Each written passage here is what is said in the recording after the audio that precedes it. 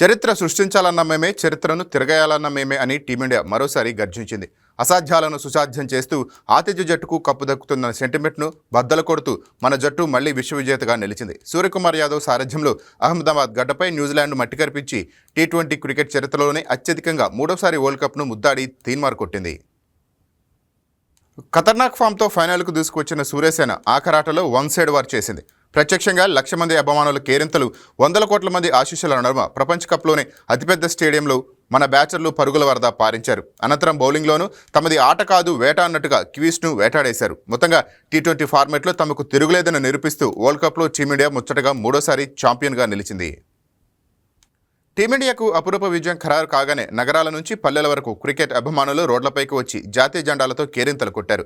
అర్ధరాత్రి వేళ కూడా బాణసంచా కాలుస్తూ మిఠాయిలు పంచుకుంటూ అభిమానులు తమ ఆనందాన్ని పంచుకున్నారు. పెద్ద ఎత్తున వీధుల్లోకి వచ్చిన యువత బైకులపై జెండాలు పట్టుకుని ర్యాలీ చేపట్టారు. స్వీట్లు తినిపించుకొని బాణసంచా కాల్చి సంబరాలు చేసుకున్నారు. ఢిల్లీ నుంచి గల్లీ దాకా సంబరాలు అంబరాన్నంటాయి.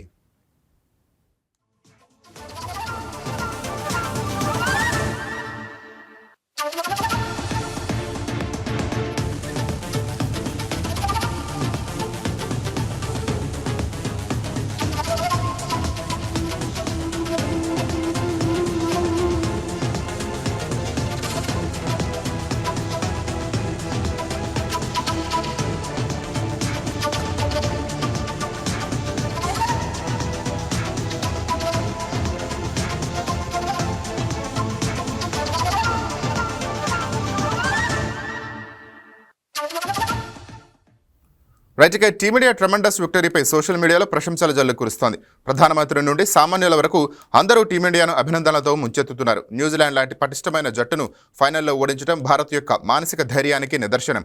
ఈ గెలుపు స్ఫూర్తితో రాబోయే తరాల యువ క్రికెటర్లు మరింత ఉత్సాహంగా ముందుకు వస్తారని క్రీడా విశ్లేషకులు భావిస్తున్నారు. మరోవైపు పీఎం నరేంద్ర మోడీ, కాంగ్రెస్ నేత రాహుల్ గాంధీ, సీనియర్ క్రికెటర్లు సచిన్ టెండూల్కర్, కోహ్లీ జట్టును అభినందనలతో ముంచెత్తారు.